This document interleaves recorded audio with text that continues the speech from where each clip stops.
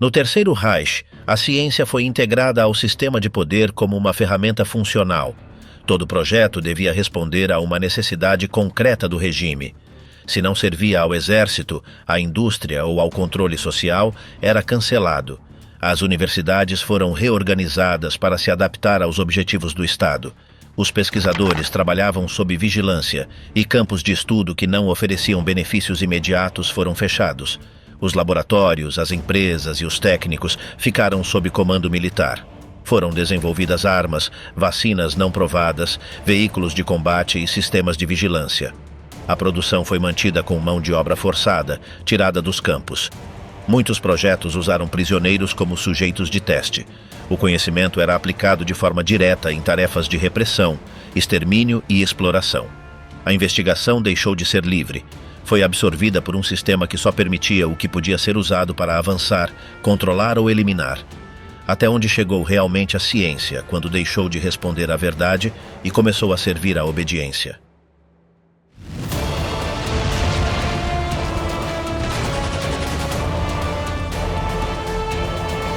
A ciência sob ordens, como Hitler a transformou em arma do regime.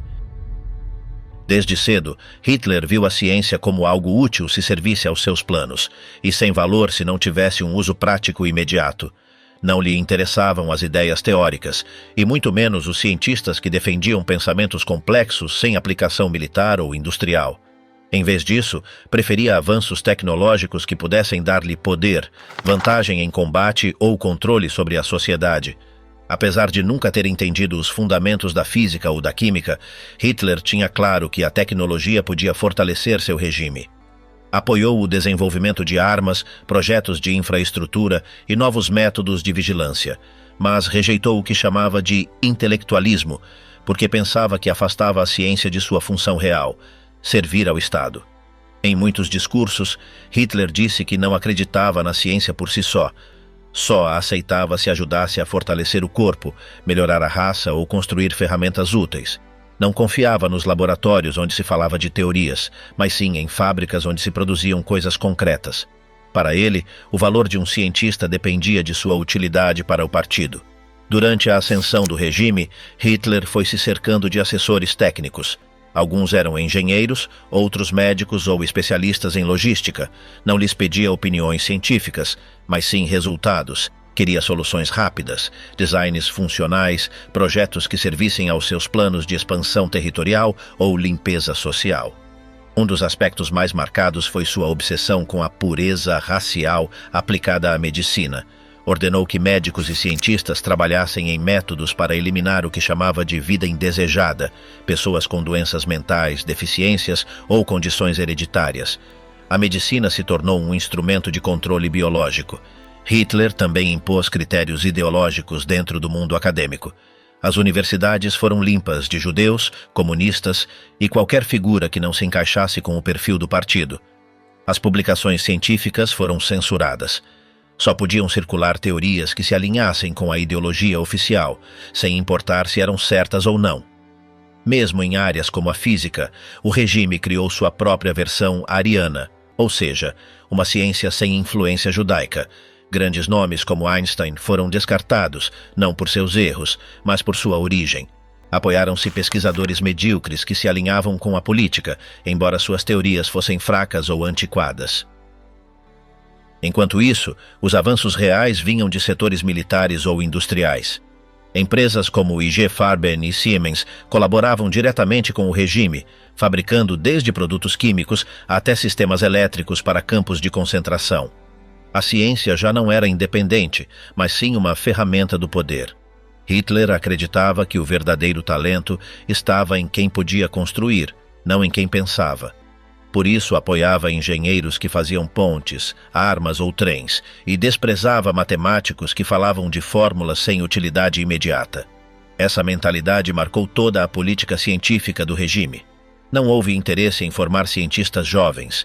O importante era ter técnicos leais, dispostos a obedecer sem questionar.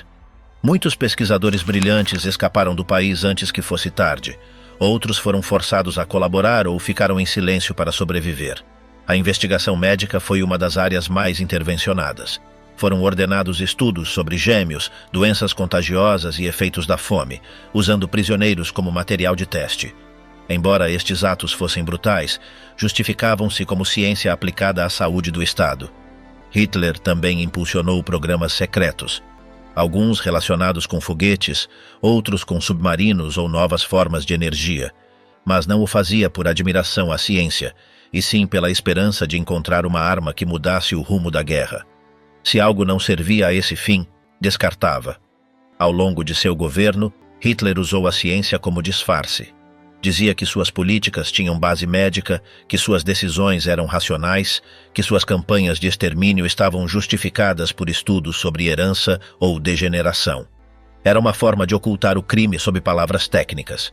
Em privado, falava com desprezo dos cientistas. Dizia que eram fracos, que viviam em um mundo de ideias inúteis, que não sabiam como funcionava a vida real. Só valorizava quem construía coisas ou destruía inimigos. Essa foi sempre sua medida do conhecimento. O papel de Albert Speer é um exemplo. Embora não fosse cientista, foi o responsável por organizar os técnicos, engenheiros e fábricas para maximizar a produção armamentista. Sob seu comando, a ciência se tornou ferramenta industrial. Os laboratórios funcionavam como extensões do campo de batalha. Mesmo quando o regime já estava em declínio, continuavam a ser financiados projetos extremos. Hitler apostava em armas milagrosas, desenvolvimentos tecnológicos que, segundo ele, mudariam o destino do conflito. Não importava quão irreal fosse a ideia, se soasse potente, financiava. Essa lógica levou a projetos sem futuro, onde recursos foram desperdiçados em inventos que nunca funcionaram. Às vezes eram foguetes, outras aviões experimentais, às vezes tecnologias elétricas impossíveis de aplicar. Mas o objetivo era manter a ilusão de que a ciência salvaria o regime. Nas últimas fases da guerra, a relação entre Hitler e a ciência se tornou desesperada. Cada novo projeto era visto como uma tábua de salvação, cada protótipo falho como uma traição. Muitos cientistas foram ameaçados, presos ou fuzilados se não conseguissem resultados. Depois da guerra, muitos desses mesmos cientistas se justificaram dizendo que só obedeciam a ordens. Outros disseram que trabalhavam pela ciência, não pelo partido. Alguns se ofereceram aos aliados para evitar castigos, entregando seus conhecimentos em troca de proteção. O certo é que a ciência no Terceiro Reich não foi livre. Esteve controlada, usada e muitas vezes distorcida. O conhecimento foi aplicado não para melhorar vidas, mas para destruí-las. E embora houvesse avanços reais, quase sempre vieram acompanhados de violência, repressão e morte. Hitler nunca confiou na comunidade científica como tal. Só valorizou quem cumpria ordens sem questionar. Para ele, um cientista era útil se fabricava armas, produzia venenos ou ajudava a eliminar o que considerava impuro. Todo o resto era ruído. O legado dessa época mostra como a ciência pode ser manipulada. Não basta ter laboratórios ou teorias. O importante é o que se faz com esse conhecimento, para quem se trabalha e a que fins se dirige a inteligência humana. Sob o nazismo, essa inteligência foi sequestrada pelo poder. Peenemünde, a fábrica de mísseis que impulsionou o terror nazista. Em Berlim, durante a década de 1930, os cientistas jovens com talento encontravam oportunidades em institutos técnicos do governo. Um deles era o PTR, uma espécie de equivalente alemão do Laboratório Nacional de Física Britânico. Lá, na área de óptica, começou a trabalhar um jovem que havia sido ajudado por Lise Meitner, que o conectou com Otto Hahn. Hahn, com seu estilo zombeteiro, costumava tocar de brincadeira melodias alteradas e perguntar se assim soavam realmente. O novo recruta estava envolvido em espectroscopia atômica e na criação de uma nova unidade de medida para substituir a potência de vela. Passava muitas horas testando ideias que quase nunca funcionavam. Mesmo assim, continuava tentando porque assim se aprendia. Os cientistas compartilhavam espaços na cafeteria do laboratório, embora ele recordasse que um grupo de mulheres, apelidadas de as meninas da febre, que se encarregavam de tarefas de calibração, costumavam ficar isoladas.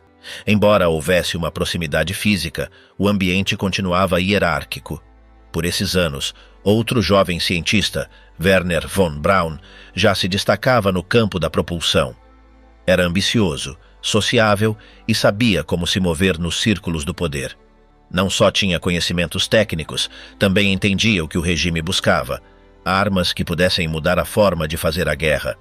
Não hesitou em oferecer suas ideias aos militares, mesmo que isso significasse trabalhar sob o comando direto do exército.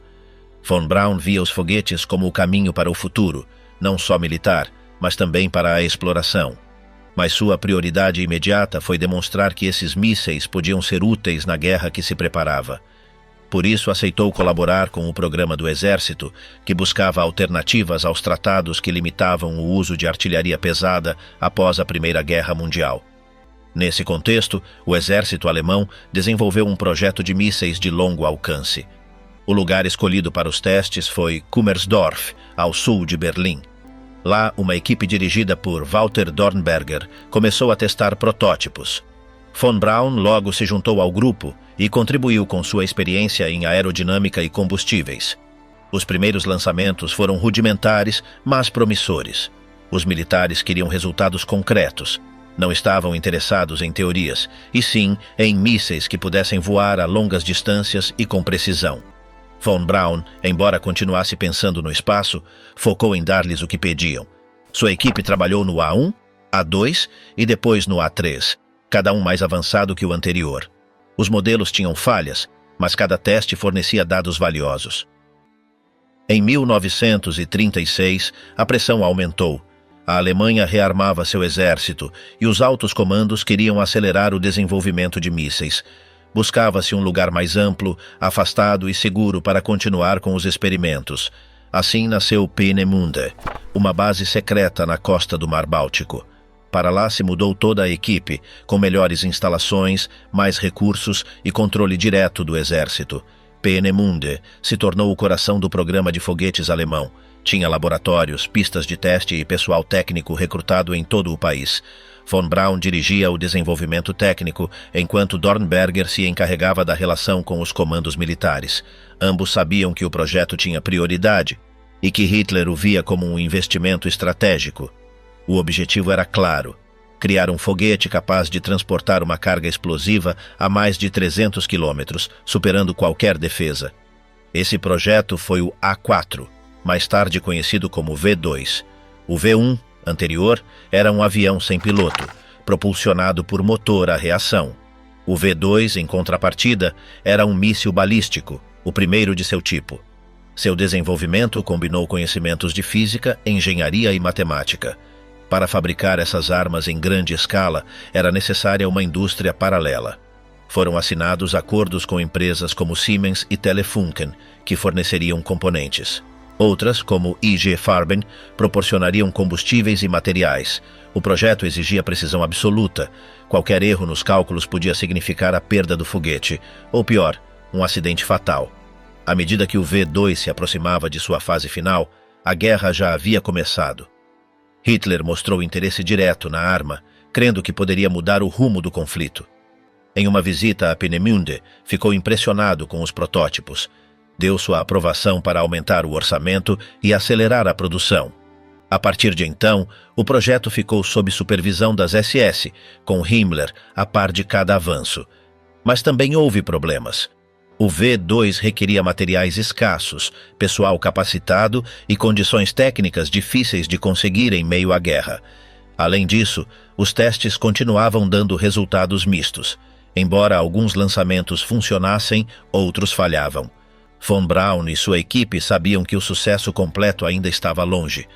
Para manter o projeto em andamento, recorreu-se à mão de obra forçada. Prisioneiros de guerra e detidos políticos foram trasladados para fábricas subterrâneas onde se produzia o V2 em condições extremas. Muitos morreram por exaustão, acidentes ou castigos. Embora isso tenha sido organizado por instâncias superiores, a equipe técnica sabia o que acontecia. Von Braun, ao ser interrogado anos depois, disse que não tinha poder para mudar essas decisões. Mas sua presença nas instalações, suas ascensões dentro do aparelho militar e seu papel-chave no desenvolvimento mostravam que não era um simples observador. Estava a par e aceitou as condições em troca de seguir com seu projeto. Em 1944, o V2 foi lançado contra Londres. Alcançou seu objetivo, causando destruição e morte. mas não mudou o curso da guerra. Embora tecnicamente fosse um feito, estrategicamente não alterou o equilíbrio. O míssil chegava sem aviso prévio, mas com pouca precisão. Não podia mudar a situação militar, apenas semear terror. Ainda assim, Hitler manteve sua fé nas armas milagrosas. Ordenou seguir produzindo V2, mesmo que isso significasse desviar recursos de outras áreas. A propaganda o apresentou como um avanço sem precedentes, prova da engenhosidade alemã. Mas, de fato, a arma custava mais do que conseguia. No final da guerra, os aliados avançaram sobre a Alemanha e capturaram muitos dos centros de produção. Peenemünde foi bombardeada. Von Braun e parte de sua equipe fugiram para o sul. Sabiam que os americanos e soviéticos buscavam recrutar cientistas. O conhecimento técnico era agora mais valioso do que nunca. Von Braun se entregou às forças americanas. Foi levado para os Estados Unidos sob a Operação Paperclip, junto com outros membros de sua equipe. Lá trabalhou para a NASA e foi figura-chave no desenvolvimento do programa espacial americano. Seu passado nazista foi minimizado por conveniência. O Clube do Urânio, a corrida fracassada de Hitler pela bomba atômica.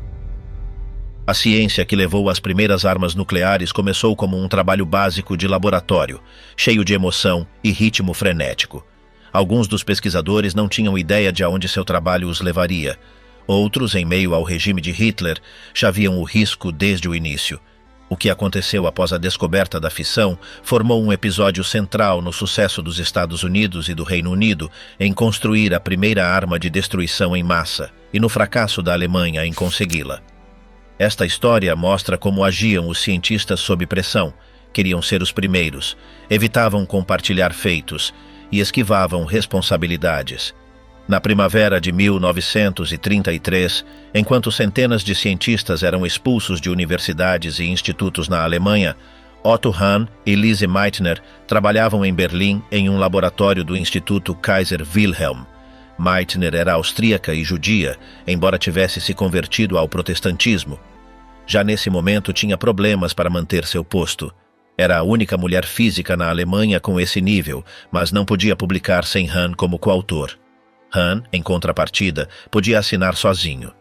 Em 1934, a equipe começou a bombardear urânio com nêutrons para ver que elementos novos se formavam. O objetivo era criar o que se chamavam elementos transurânicos, mais pesados que o urânio. Na Itália, Enrico Fermi fazia algo parecido e dizia que havia encontrado novos elementos. Mas o que na realidade ocorria era diferente. Quando os núcleos do urânio eram atingidos, dividiam-se. Ninguém o sabia ainda. Passaram vários anos com resultados confusos. Os dados não coincidiam com o que se esperava. Em 1938, Meitner teve que fugir da Alemanha após a anexação da Áustria. Escapou pela Holanda e chegou a Estocolmo. Dali continuou em contato com Hahn. No final desse ano, Hahn e seu colega Fritz Strassmann enviaram uma amostra de urânio bombardeado para um laboratório químico. O resultado foi inesperado. Havia se formado bário, um elemento muito mais leve. Algo não se encaixava. Hahn escreveu para Meitner, que junto a seu sobrinho Otto Frisch tentou entender o que se passava. Em umas férias de inverno, enquanto caminhavam pela floresta na Suécia, Meitner e Frisch discutiram o fenômeno. Chegaram à conclusão de que o núcleo havia se partido.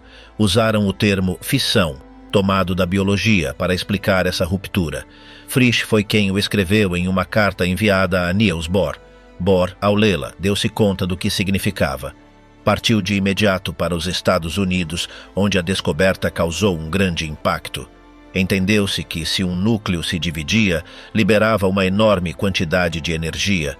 Se fosse possível controlar essa reação, ter-se-ia uma nova fonte de energia. Se fosse possível provocá-la de forma descontrolada, poderia-se fazer uma explosão. Em Berlim, os físicos também entenderam rápido o que isso implicava. O regime nazista, em guerra ou perto dela, buscava qualquer vantagem. Por isso, em abril de 1939, formou-se um grupo secreto de cientistas para estudar a fissão. Chamaram-no de Clube do Urânio. Estavam Walter Gerlach, Kurt Dibner, Werner Heisenberg e outros nomes conhecidos. O grupo se reuniu pela primeira vez em 26 de abril. Dibner, do Ministério de Armamento, era o elo entre a ciência e o governo. Heisenberg e seus colegas sabiam que, se fosse possível conseguir uma reação em cadeia, abrir-se-iam dois caminhos: um para produzir energia, outro para fazer armas.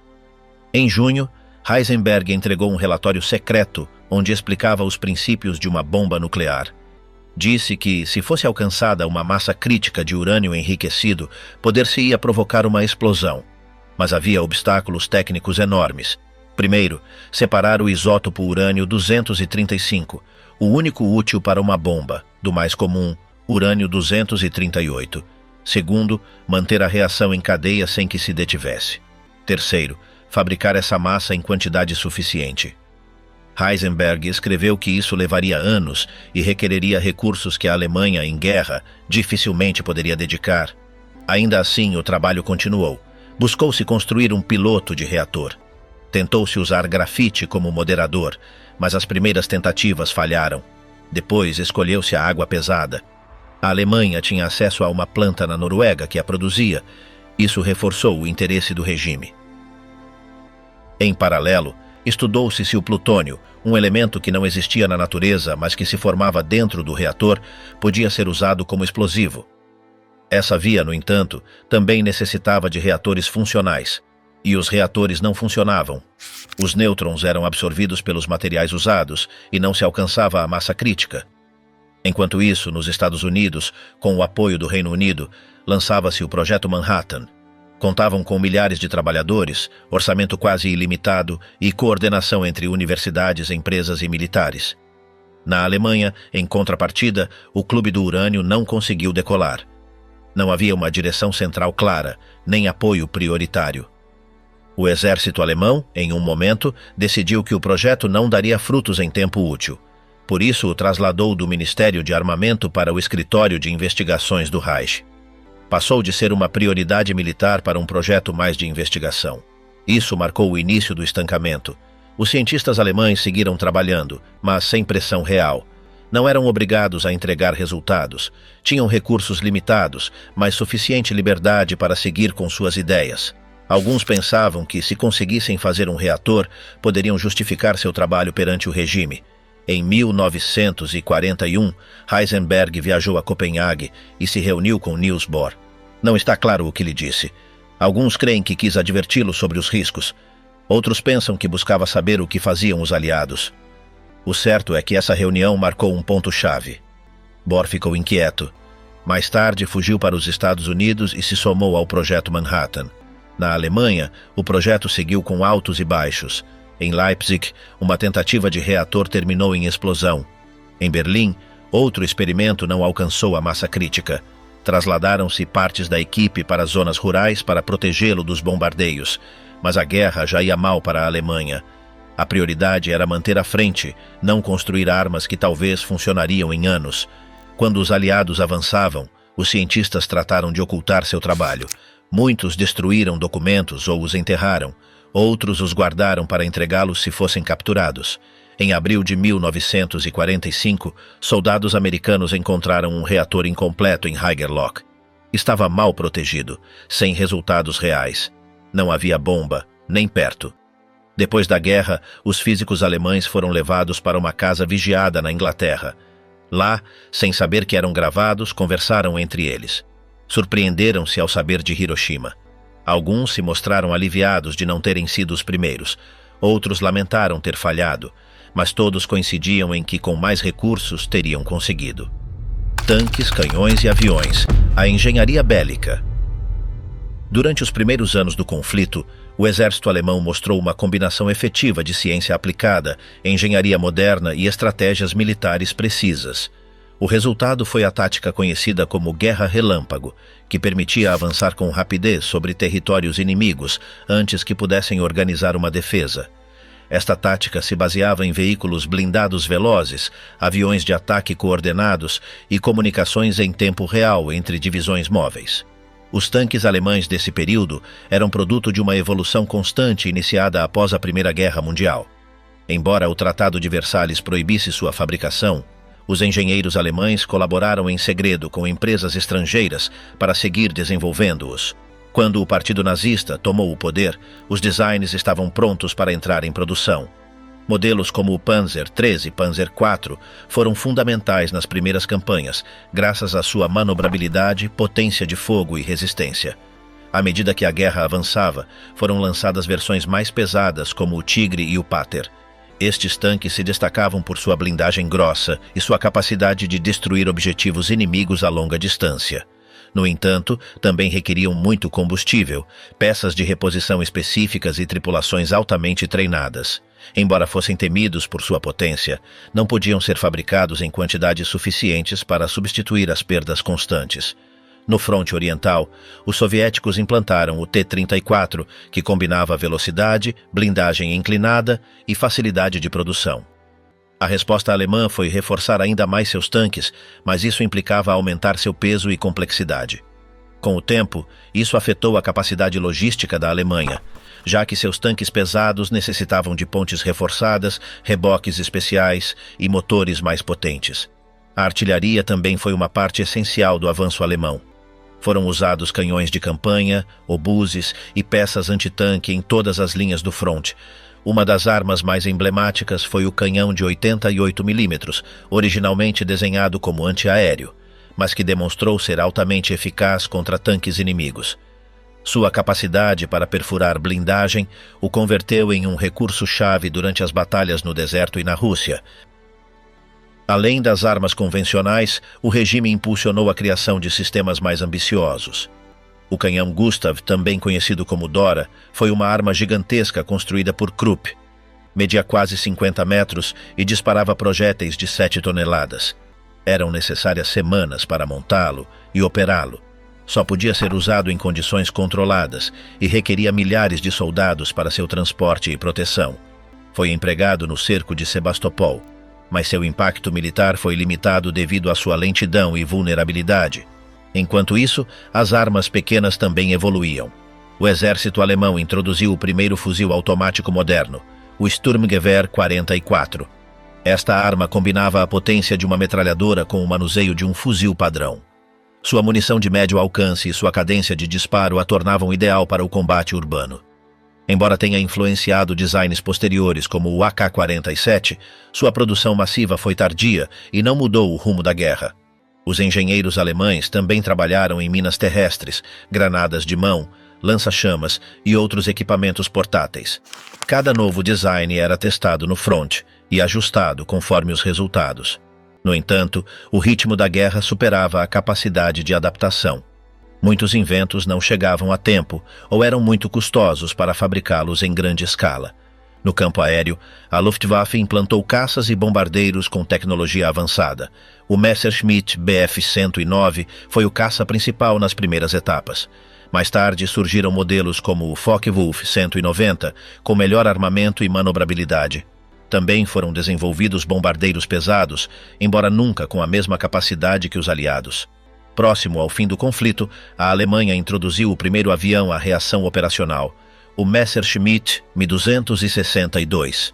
Sua velocidade superava com facilidade qualquer caça aliado. Mas era frágil, requeria pistas longas e seus motores necessitavam de manutenção constante. Além disso, chegou muito tarde e em números reduzidos. Não mudou a superioridade aérea aliada já consolidada desde 1944. A produção de todas essas máquinas dependia de uma rede industrial extensa. Empresas como Krupp, Messerschmitt e Henschel se encarregavam do design e montagem. Milhares de trabalhadores forçados eram empregados nas fábricas, sob vigilância militar. As condições eram duras, com jornadas longas, má alimentação e castigos frequentes. Sem essa mão de obra, o esforço bélico teria colapsado antes. O regime também recorreu à ciência para melhorar materiais. Foram investigadas ligas mais leves e resistentes, combustíveis sintéticos e sistemas de refrigeração. Os laboratórios trabalhavam com prazos apertados e sob pressão constante. Alguns avanços chegaram a ser implementados, outros ficaram em protótipos. A urgência e a falta de recursos limitavam as possibilidades reais de inovação. Em termos de comunicação, foram desenvolvidos rádios portáteis, sistemas cifrados e enlaces diretos entre unidades móveis. Isso permitiu uma coordenação mais efetiva durante as ofensivas iniciais. No entanto, os aliados conseguiram quebrar vários desses códigos, o que lhes deu vantagem em batalhas-chave. A relação entre cientistas, engenheiros e militares era funcional, mas nem sempre harmoniosa. Os técnicos propunham ideias que os generais rejeitavam por pouco práticas. Outras vezes, os comandos exigiam resultados impossíveis em prazos irrealistas. Essa tensão se acentuou à medida que a guerra se tornava mais desesperadora. A partir de 1943, com a perda de Stalingrado e o avanço aliado na África, a pressão aumentou. Hitler pedia novas armas que dessem uma reviravolta imediata. Ordenava acelerar projetos inacabados sem importar os riscos. Isso levou a falhas, acidentes e frustrações. Nos últimos meses do conflito, a propaganda apresentou essas armas como soluções milagrosas. Falava-se de foguetes, canhões supersônicos, submarinos invisíveis, mas na prática eram mais promessas do que realidades. A ciência havia se posto a serviço de um regime que não entendia seus limites. A vantagem alemã em tecnologia inicial foi se diluindo. Os aliados, com mais recursos, melhor organização e controle do ar, superaram esses feitos. Além disso, seus sistemas de produção eram mais flexíveis. Podiam fabricar milhares de tanques, aviões e armas leves em tempo recorde. O resultado foi claro. Embora a Alemanha tenha produzido máquinas impressionantes, não pôde mantê-las em quantidade nem protegê-las no campo. Enigma e B-Dienst, a batalha oculta pelos segredos aliados. Nos anos prévios à Segunda Guerra Mundial, a inteligência militar alemã não só desenvolveu armas físicas, mas também se focou em decifrar sistemas de comunicação inimigos. Esta atividade se organizou em diferentes ramos especializados, cada um orientado a interceptar, traduzir e decodificar mensagens militares e diplomáticas. Embora essas operações se mantivessem sob estrito segredo, cumpriram um papel central nas decisões do alto comando nazista. Desde os primeiros anos do conflito, o Reich contava com ao menos 7 escritórios criptográficos. Todos respondiam a distintas estruturas, algumas ao Exército, outras à Marinha, ao Ministério de Assuntos Exteriores ou inclusive à Luftwaffe. Cada uma funcionava separadamente, o que gerou duplicidade de esforços e concorrência interna, uma característica comum na organização nazista. Uma das ramas mais eficientes foi a Unidade Naval de Inteligência, conhecida como B-Dienst. Esta agência começou desde os anos 20 a coletar dados sobre os aliados. À medida que a tensão aumentava na Europa, suas tarefas se intensificaram. Quando estourou a guerra, B-Dienst já interceptava transmissões britânicas, especialmente as da Royal Navy. Seu trabalho se concentrava em estações costeiras como Flensburgo, no Báltico, e outros pontos estratégicos.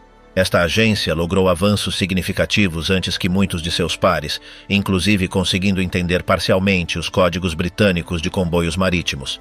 Para 1940, B-Dienst decifrava sem maior dificuldade as mensagens aliadas sobre rotas de suprimento no Atlântico. Esta informação permitiu aos submarinos alemães atuar com mais precisão, emboscando e afundando embarcações com carga vital para a Grã-Bretanha. Mas nem todos os serviços do Reich eram tão efetivos. Enquanto B-Dienst tinha sucessos iniciais, o sistema geral de criptografia nazista sofria por sua fragmentação. Cada divisão usava métodos distintos, sem coordenação centralizada. Por exemplo, a Luftwaffe desenvolveu seu próprio equipamento de decifragem e raramente compartilhava o que obtinha. Essa falta de comunicação interna reduziu o impacto total do esforço criptográfico do regime. Inclusive, dentro do exército, vários escritórios operavam em paralelo, tratando de resolver os mesmos códigos inimigos sem se porem em contato entre si. Essa desorganização se agravou com a obsessão do regime pelo secretismo e pela vigilância mútua entre departamentos. Um dos dispositivos-chave nesta guerra oculta foi a máquina Enigma. Embora seja mais conhecida por seu uso na transmissão de mensagens alemãs, os nazistas também tentaram replicar sua lógica para quebrar códigos inimigos. Enigma funcionava com um sistema de rotores que mudava a codificação de cada letra com cada pulsão. Isso gerava milhões de combinações possíveis. A ideia era que, se fosse conhecido o modelo de máquina e a configuração do dia, era possível reverter a mensagem. O problema para os alemães era que os britânicos usavam suas próprias versões de codificação, com sistemas distintos e mais difíceis de prever. Apesar disso, os criptógrafos do Reich obtiveram alguns êxitos. No fronte oriental, conseguiram interceptar e entender várias mensagens soviéticas, ao menos durante as primeiras fases da invasão. Também capturaram dispositivos russos que facilitaram essa tarefa. No entanto, a inteligência soviética melhorou seus protocolos e, com o tempo, tornou impossível seguir o ritmo. Além disso, os alemães não conseguiram quebrar nunca os sistemas de criptografia diplomática norte-americana, o que significou que sempre estiveram em desvantagem em relação a Washington. Um dos momentos mais simbólicos dessa guerra secreta ocorreu em 1941, quando uma das estações do B-Dienst, localizada nos Países Baixos, conseguiu quebrar o sistema chamado Naval Cipher No. 3, utilizado pelos britânicos para coordenar suas rotas de comboio. Esse avanço permitiu aos submarinos alemães localizar com maior precisão os navios que transportavam alimentos, munições e reforços da América. Durante mais de um ano, essa vantagem tática se traduziu em centenas de embarcações afundadas. Foi um golpe considerável à logística aliada. Mas, como ocorreu com muitas outras áreas tecnológicas do Terceiro Reich, a vantagem se diluiu por falta de visão estratégica. Em vez de centralizar esses achados e adaptá-los a um plano militar conjunto, os escritórios continuaram agindo separadamente. Enquanto os nazistas tentavam decifrar os códigos inimigos, os britânicos faziam o mesmo em Bletchley Park. A equipe britânica, dirigida por figuras como Alan Turing, conseguiu eventualmente quebrar a versão naval da máquina Enigma. Isso lhes permitiu antecipar movimentos-chave da Kriegsmarine. O irônico é que os nazistas jamais imaginaram que sua própria codificação havia sido vulnerada. Mantinham uma confiança absoluta na suposta inviolabilidade da Enigma, o que os levou a não atualizar seus protocolos com a frequência necessária. Esse excesso de confiança facilitou ainda mais o trabalho aliado. No campo terrestre, o exército alemão também implantou unidades móveis especializadas em interceptação. Essas estações, montadas sobre caminhões ou veículos de transporte, seguiam as tropas aliadas, captavam os sinais de rádio e tentavam decifrá-los em tempo real. Embora algumas missões tenham sido bem-sucedidas, muitas outras fracassaram pela rapidez com que os aliados mudavam suas frequências. Além disso, o uso crescente do inglês codificado entre as unidades inimigas reduzia ainda mais a efetividade dessas operações móveis. A falta de coordenação também se refletia no treinamento do pessoal. Muitos operadores e analistas eram formados de maneira expressa, sem um plano comum nem uma doutrina unificada. Cada seção do exército ou do governo criava seus próprios cursos, o que provocava uma mistura de critérios e padrões. Em alguns casos, criptógrafos experientes eram designados a tarefas administrativas, enquanto o pessoal sem experiência era enviado a estações-chave. Esse mau uso dos recursos humanos afetou a qualidade do trabalho em momentos decisivos. Outra debilidade foi a subestimação dos avanços tecnológicos do inimigo. Enquanto os britânicos desenvolviam técnicas baseadas na análise estatística e nas primeiras formas de computação automática, os alemães continuavam confiando em métodos mais tradicionais. A inovação em processos de decifração ficou atrasada. Mesmo com sinais interceptados e com pessoal competente, o atraso técnico limitava a capacidade de reação. Isso contrasta com o enfoque anglo-saxão, onde os matemáticos e físicos foram incorporados desde o início nas operações criptográficas. À medida que a guerra avançava, os erros se acumularam. O escritório encarregado de decifrar as mensagens dos bombardeiros aliados nunca conseguiu antecipar com exatidão seus ataques. Isso deixou as cidades alemãs expostas durante toda a campanha de bombardeios. Os líderes do Reich esperavam que a análise criptográfica oferecesse vantagens táticas imediatas, mas a realidade foi outra. Sem uma estrutura central nem investimentos suficientes, o sistema ficou para trás. O contraste com o sucesso britânico em Bletchley Park foi evidente no final do conflito. A fragmentação institucional e o excesso de confiança foram as causas principais do fracasso criptográfico alemão. Apesar de contar com bons interceptadores, operadores treinados e acesso a mensagens-chaves durante certos períodos, nunca conseguiram transformar essa informação em superioridade operacional duradoura. Enquanto isso, suas próprias mensagens eram interceptadas e lidas pelos aliados sem que o soubessem. IG Farben, a ciência química ao serviço do extermínio. No final de 1944, o escritor e químico Primo Levi foi levado como prisioneiro para o campo de Buna Monowitz, uma extensão de Auschwitz. Dali, como parte de um grupo de trabalhadores escravos, foi obrigado a colaborar com a planta da IG Farben, que estava sendo construída nas proximidades. Esta fábrica era parte de uma das maiores empresas do mundo, especializada em produtos químicos, farmacêuticos e combustíveis sintéticos. O que Levi presenciou nessa instalação foi uma versão industrial do horror nazista, onde a ciência era aplicada sem ética nem limites. IG Farben não era uma simples companhia. Era formada pela fusão de várias grandes indústrias químicas alemãs, entre elas Bayer, BASF e Hoechst.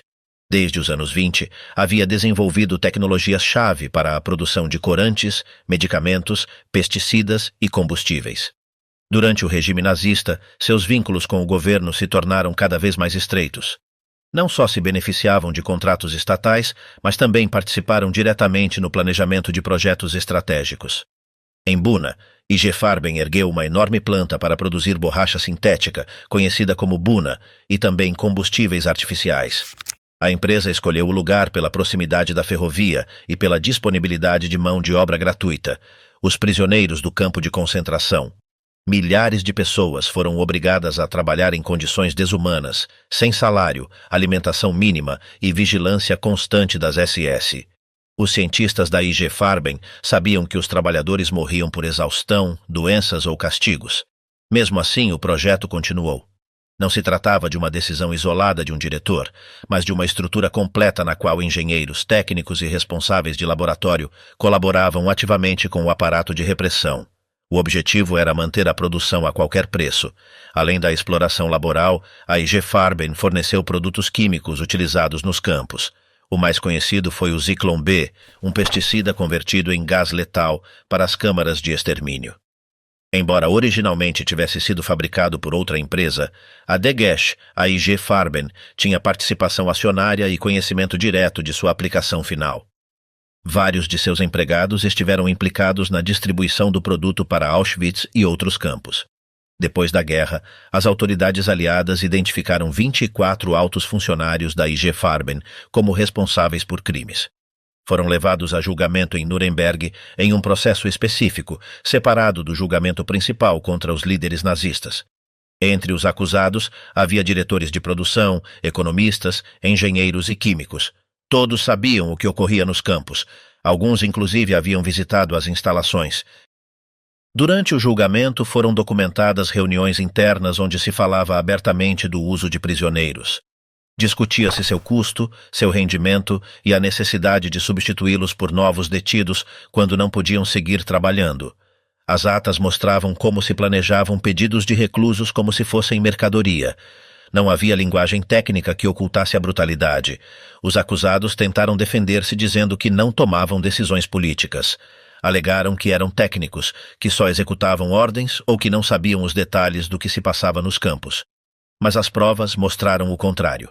A empresa pagava por cada trabalhador escravo uma quantidade fixa às SS, o que implicava uma relação comercial formal.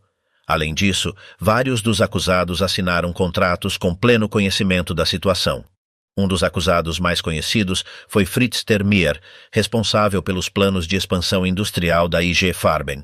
Participou na construção da planta de Buna e tinha informação direta sobre as condições de trabalho. Após o julgamento, foi condenado a 7 anos de prisão.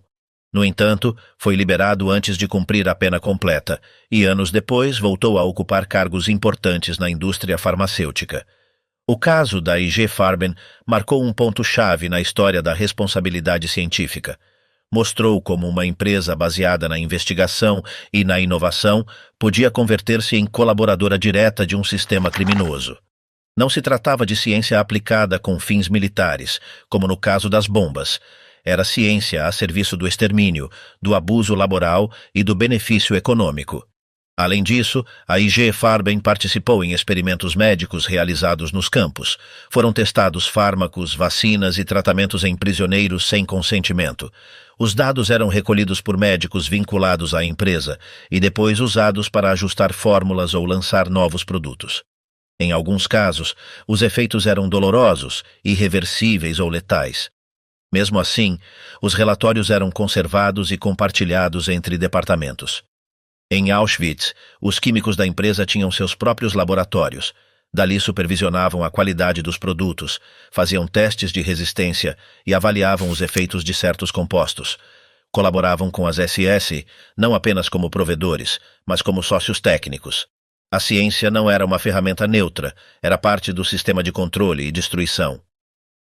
A dimensão industrial do Holocausto não pode ser entendida sem o papel da IG Farben. Sua tecnologia permitiu aos nazistas manter o esforço bélico quando escasseavam os recursos naturais. Seus laboratórios produziam substitutos da borracha, da gasolina e de outros insumos-chave. Mas também desenvolviam métodos para administrar campos, gerenciar mão de obra escrava e otimizar o rendimento dos detidos. Depois da guerra, a empresa foi desmantelada. Seus ativos foram repartidos entre as antigas filiais, que regressaram ao mercado sob novos nomes. A Bayer, por exemplo, voltou a operar como companhia independente. Muitos de seus diretores mantiveram vínculos com a etapa anterior. Embora alguns tenham enfrentado processos judiciais, a maioria voltou a trabalhar sem restrições. Wunderwaffen, os projetos impossíveis do fim. Ao longo de 1942, quando as derrotas começavam a se acumular, o regime nazista começou a falar de novas armas que mudariam o rumo da guerra. Essas Wunderwaffen, ou armas milagrosas, foram apresentadas como a solução técnica definitiva. Desde projéteis supersônicos até mísseis autoguiados, os anúncios buscavam manter a moral interna, intimidar o inimigo e justificar os gastos crescentes em projetos secretos. A ideia de que a ciência alemã tinha um poder oculto vinha de antes. Já durante a década dos 30, os engenheiros e físicos do Terceiro Reich haviam estado desenvolvendo tecnologias avançadas. Mas quando o conflito tomou força e a pressão aumentou, essas investigações se aceleraram, com o respaldo direto de Hitler, Himmler e Albert Speer. Junto ao Finte 2 promoveu-se o V-1, uma bomba voadora com um motor de pulso que emitia um zumbido característico. O V-1 tinha um alcance mais curto e era mais fácil de produzir, mas também era impreciso.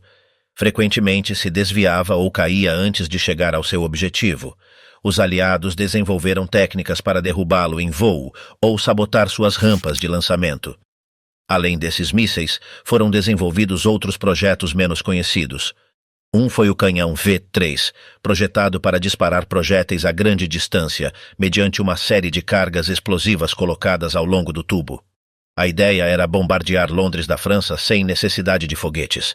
Foram construídas instalações, mas nunca foram usadas de forma efetiva. Foram destruídas por bombardeios antes de entrar em serviço. Outra linha de investigação foi a aviação à reação. O Mi-262 se converteu em uma das apostas mais visíveis do regime, apresentado como um símbolo do avanço técnico alemão. Embora conseguisse velocidades superiores aos caças inimigos, os atrasos, os problemas logísticos e o mau uso tático impediram que marcasse uma diferença real no conflito. Também foram desenhados aviões com formas não convencionais, como a asa voadora Horten-Ho 229, que tinha uma silhueta futurista. Alguns modelos estavam pensados para operar com pouca detecção por radar. Embora esses protótipos mostrassem criatividade técnica, não passaram da fase experimental antes do final do conflito. No âmbito naval, foram desenvolvidos submarinos com tecnologias avançadas. O tipo 21 tinha sistemas elétricos mais silenciosos, capacidade para permanecer mais tempo submerso e melhorias em navegação. Mas apenas uns poucos chegaram a ser usados antes da rendição. A produção em massa foi afetada por bombardeios, sabotagens e falta de recursos. O esforço para manter esses projetos absorveu grandes quantidades de dinheiro, materiais e pessoal. Foram desviados recursos que poderiam ter sido usados em armas convencionais ou no fronte. Além disso, o uso de prisioneiros para construir as instalações, como em Dora Mittelbau, causou milhares de mortes.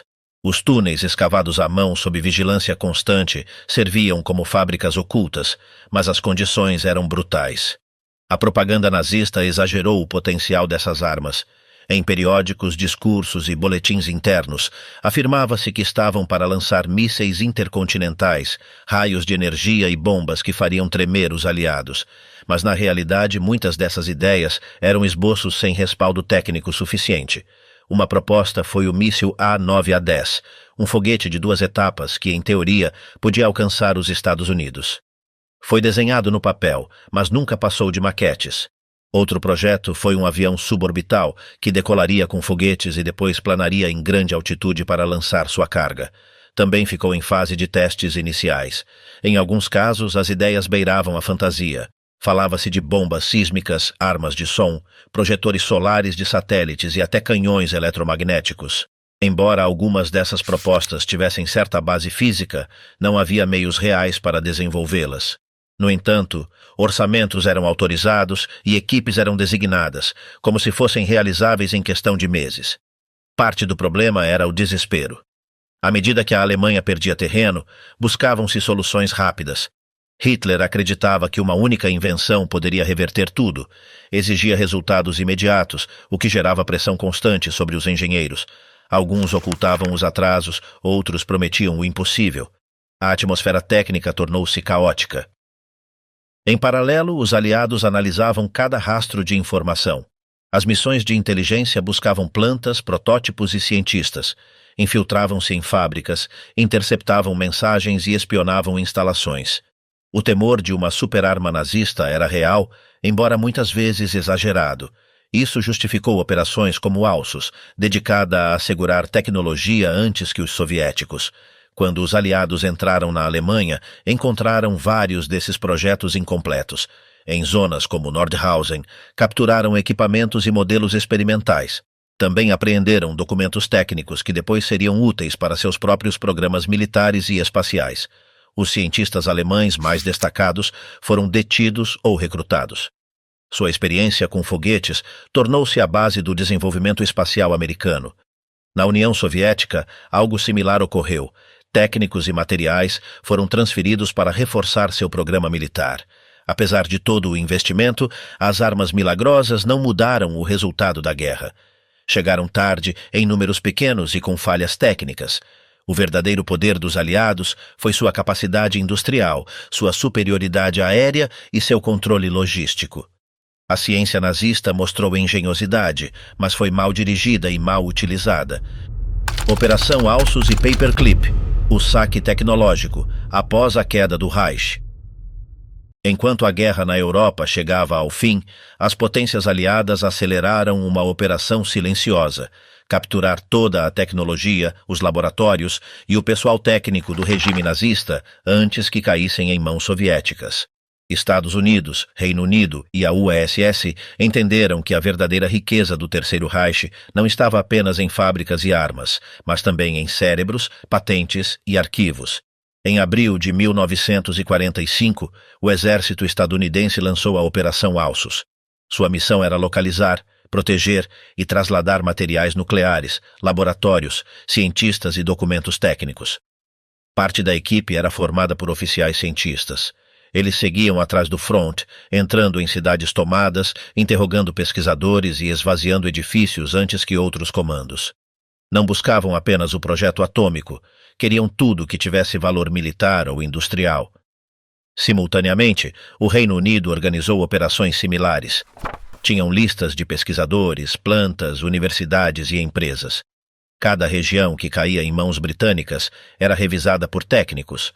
Alguns cientistas alemães, ao ver o colapso do regime, preferiam entregar-se aos britânicos ou americanos antes de serem capturados pelos soviéticos. Sabiam que poderiam negociar sua liberdade em troca de conhecimentos. A URSS também organizou sua própria operação. Quando o Exército Vermelho tomou Berlim, unidades especiais foram enviadas para buscar tecnologia e cientistas. Identificavam instalações industriais, centros de investigação e levavam desde máquinas até pessoal completo. O objetivo era replicar o modelo alemão em solo soviético. Fábricas foram desmanteladas e trens carregados com equipamentos foram enviados para o leste. Os Estados Unidos puseram em prática a Operação Paperclip. Embora inicialmente criada para avaliar cientistas inimigos, logo se tornou uma rede de recrutamento. Os pesquisadores que haviam trabalhado para o regime nazista eram avaliados, classificados e, se considerados úteis, trasladados discretamente para a América do Norte. Seus vínculos com as SS ou com experimentos em campos de concentração eram apagados. O importante era o que sabiam, não o que haviam feito. Um dos nomes mais conhecidos foi Wernher von Braun. Ele havia trabalhado em Peenemünde, dirigido o desenvolvimento do foguete V-2, e era membro das SS. No entanto, foi levado para os Estados Unidos com sua equipe, recebeu proteção e começou a colaborar com o exército estadunidense. Anos mais tarde, tornou-se figura-chave do programa espacial norte-americano. Também foram trasladados médicos, químicos, engenheiros aeronáuticos e especialistas em foguetes. Alguns passaram a trabalhar para a Força Aérea, outros para laboratórios privados. Em muitos casos, seus históricos foram modificados. As agências de inteligência justificavam essas ações, dizendo que era necessário se adiantar aos soviéticos. O Reino Unido adotou uma estratégia parecida. Enviaram cientistas alemães para trabalhar em centros de investigação britânicos. Acordos confidenciais foram assinados. Alguns colaboraram durante meses, outros foram interrogados e devolvidos. A prioridade era extrair a maior quantidade possível de informação sobre combustíveis, radares, foguetes, submarinos e materiais sintéticos. Na zona soviética, os cientistas alemães foram tratados com menos sutileza. Alguns foram detidos e enviados para centros especiais em Moscou. Lá trabalharam sob vigilância, recebiam condições básicas, mas não podiam sair nem contatar familiares. Em outros casos, foram designados a projetos militares. A URSS copiou muitas tecnologias alemãs a partir desses contatos. O saque não foi apenas de pessoas. Foram esvaziadas bibliotecas, laboratórios, museus técnicos e arquivos industriais. Em cada edifício ocupado, as equipes de inteligência recolhiam plantas, fórmulas, amostras e protótipos. Tudo era embalado, classificado e enviado em aviões ou barcos. As universidades alemãs perderam coleções inteiras. Empresas como Siemens, IG Farben ou Krupp foram desmanteladas em parte para extrair seu conhecimento técnico. Os documentos encontrados revelaram a magnitude do aparato científico nazista. Havia estudos sobre fármacos, armas químicas, combustíveis artificiais, técnicas de radiocomunicação, foguetes de longo alcance, aviões supersônicos, torpedos autoguiados e muito mais. Muitas dessas investigações estavam em fase avançada. Embora não tivessem mudado o curso da guerra, representavam uma vantagem técnica. Nos Estados Unidos, esses materiais foram distribuídos entre agências militares, universidades e empresas privadas. O objetivo era aproveitar cada descoberta para uso futuro. Algumas patentes foram registradas em nome de corporações norte-americanas. O mesmo ocorreu no Reino Unido. Na URSS, os achados foram integrados a seus planos quinquenais e a sua corrida armamentista. O acesso a essa informação impulsionou o desenvolvimento tecnológico no Ocidente. Nos anos seguintes, os países aliados incorporaram avanços alemães em aviação, medicina, eletrônica, óptica e metalurgia.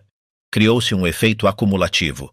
O que a Alemanha não havia podido aplicar por falta de tempo ou recursos, agora passava para as mãos de seus antigos inimigos. Nem todos os cientistas alemães foram bem recebidos. Alguns foram rejeitados por seu histórico, outros morreram antes de poder colaborar, mas muitos conseguiram se integrar nos novos sistemas, converteram-se em assessores, professores ou chefes de laboratório. Seu passado foi esquecido ou ignorado, o que importava era sua utilidade. Na Alemanha, o tema foi silenciado durante anos. Os arquivos sobre Paperclip não foram abertos ao público até o final do século XX. Enquanto isso, as gerações posteriores cresceram sem saber que muitos avanços modernos haviam sido construídos com o trabalho de antigos membros do regime nazista. O debate ético sobre esse legado ainda continua. Durante o Terceiro Reich, a ciência foi moldada para servir ao poder. Não se buscava o conhecimento por seu valor, mas por sua utilidade imediata. Cada projeto, cada fórmula, cada experimento foi avaliado pelo que podia contribuir para o exército, para o controle social ou para o aparato de extermínio. O regime usou laboratórios como fábricas de armas, universidades como filtros ideológicos e cientistas como peças substituíveis. O que não gerava resultados práticos era descartado. O que funcionava era explorado, sem importar as consequências éticas. A investigação médica se converteu em instrumento de violência. A engenharia serviu para construir sistemas de destruição. A química, a física e a matemática foram postas ao serviço de um Estado que não buscava progresso, mas obediência. Quando o regime colapsou, os aliados apressaram-se a tomar o que restava. Capturaram documentos, tecnologia, especialistas e protótipos. Parte do conhecimento acumulado continuou circulando, agora sob novas bandeiras. Muitos dos nomes que serviram ao Reich reapareceram em laboratórios de potências vencedoras. O legado científico do nazismo não foi um avanço, foi uma advertência. Mostrou o que ocorre quando o pensamento se submete ao poder, quando a ciência deixa de questionar e começa a obedecer. O que poderia ter sido usado para construir foi usado para destruir. E suas pegadas décadas depois continuam presentes nos arquivos, nas patentes e nos silêncios que ainda precisam ser quebrados.